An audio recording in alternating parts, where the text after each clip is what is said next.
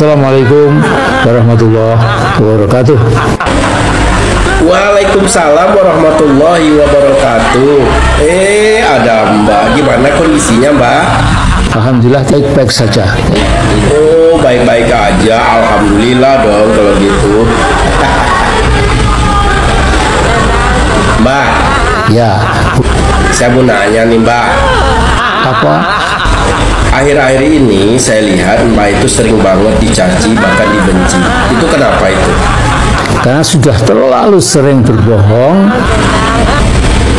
Terlalu sering berbohong. Berbohong sama siapa itu Mbak? Utamanya membohongi rakyat Indonesia. Pantesan. Oh iya, saya masih ingat nih kebohongan Mbak nih. Ayo. Apa itu?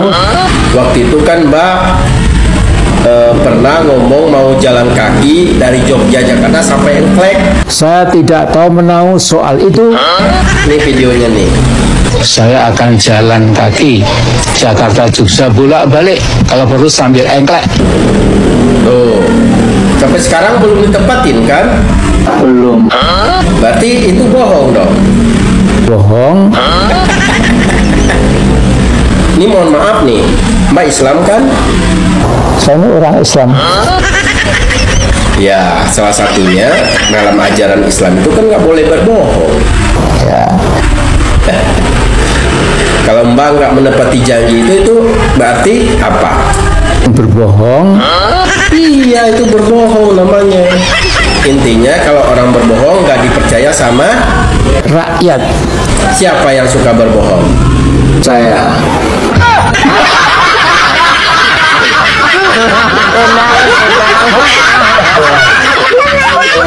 Makanya Mbak jangan suka caci maki orang. Apalagi Mbak ini kan seorang panutan. Sebenarnya Mbak ini kan orang tua, tokoh reformasi pula, seorang panutan. Ya jangan kayak gitu cara berpolitik Mbak.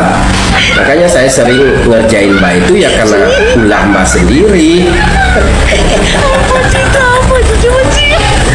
Cobalah berpolitik itu yang santun gitu ya. Jangan saling menjatuhkan. Itu baru top ini mah. Sedikit-sedikit Mulyono, sedikit-sedikit keluarga Mulyono. Apa nggak ada omongan lain lagi selain itu Mbak? Tidak ada sedikit pun.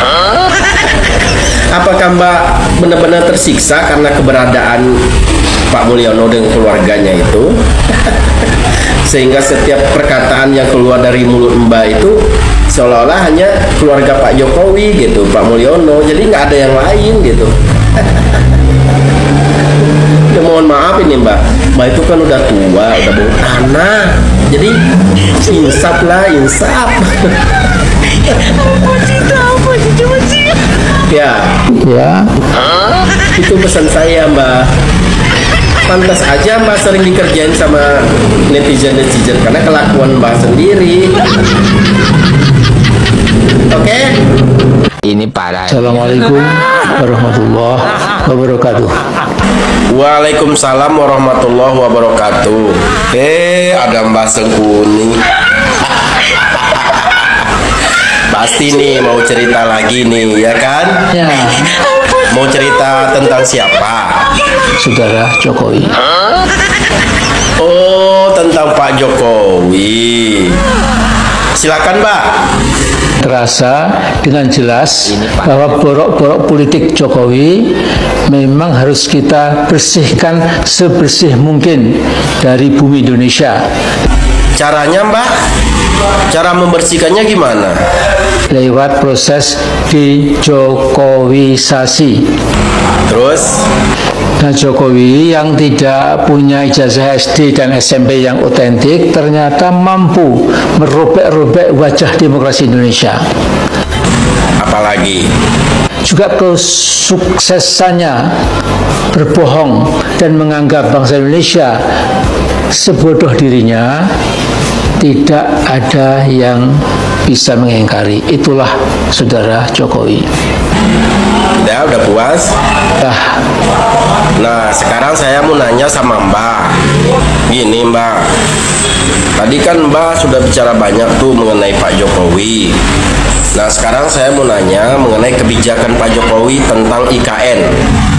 Gimana menurut Mbak IKN? Sudah begitu terang benderang proyek IKN pasti mangkrak. Pasti mangkrak. Nah kalau dipersentasikan kira-kira berapa persen? 100% kata saya.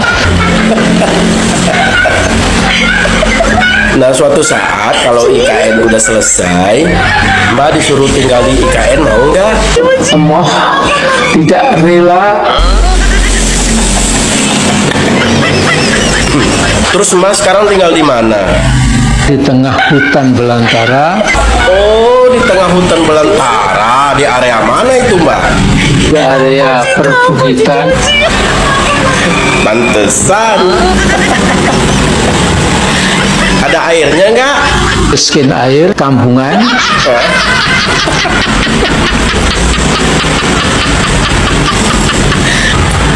Nah gini nih Mbak, saya lihat Mbak Jo kan punya banyak pengikut tuh. Nah sekarang masih ada nggak?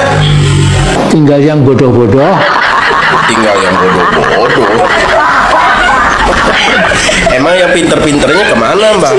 Yang pandai berargumen dengan baik karena punya akal, ini sudah meninggalkan. Meninggalkan siapa? Saya.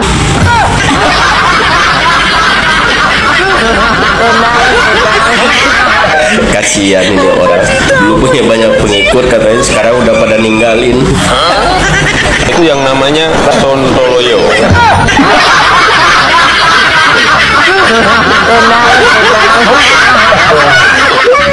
Assalamualaikum warahmatullahi wabarakatuh. Waalaikumsalam warahmatullahi wabarakatuh. Ada ibu. Kemana aja Bu? Kok akhir-akhir ini jarang banget nongol? Kok ngomong begitu? Mentang-mentang lah. Kenapa? Ya, mentang-mentang sekarang anak kandung sudah berhasil menjadi ketua DPR RI sebanyak 2 kali. Terus keponakan udah ditunjuk langsung menjadi anggota DPR. Belum lagi cucu udah melenggang ke Senayan, ya kan? Ya, Wah, pokoknya enak banget lah jadi ibu. Udah nggak mikirin apa-apa lagi. lah iyalah. Ini parah ini. Tapi Bu, yang paling membahagiakan lagi di antara semua itu, Apa? walaupun sekarang keluarga Bung Karno itu banyak yang melenggang ke Senayan, tapi nggak ada tuh yang ngomong politik dinasti, itu nggak ada. Nggak berani itu sama ibu, sama partai ibu, nggak berani mereka. Ya tentu dong. Beda sama keluarga Pak Mulyono. Kenapa? Kalau keluarga Pak Mulyono mah, walaupun produk pilihan rakyat, tapi bersangkutan dengan Pak Mulyono tetap dibilang dinasti, ya kan? Di demo kesana kesini, politik dinasti katanya. Walaupun itu produk pilihan rakyat, beda dengan partai ibu. Walaupun istilahnya ditunjuk langsung sama ketum gitu, tapi enggak ada yang ngomong dinasti itu. Itulah enaknya jadi kader partai ibu. Gak ada yang berani. Apa sih rahasianya Bu? Mungkin saya pinter.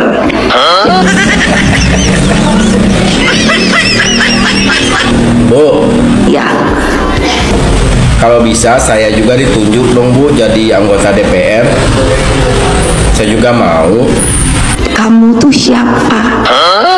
Ya bukan siapa-siapa sih, tapi kali aja berkat ibu yang nunjuk gitu ya. Siapa tahu saya bisa melenggang ke Senayan gitu. Enak men ya. Bisa nggak ibu bantu saya? Nggak bisa.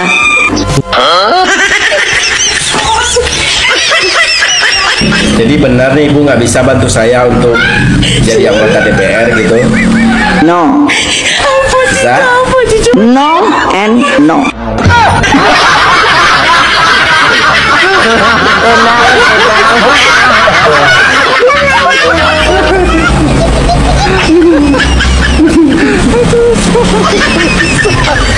Ya udah deh kalau nggak bisa.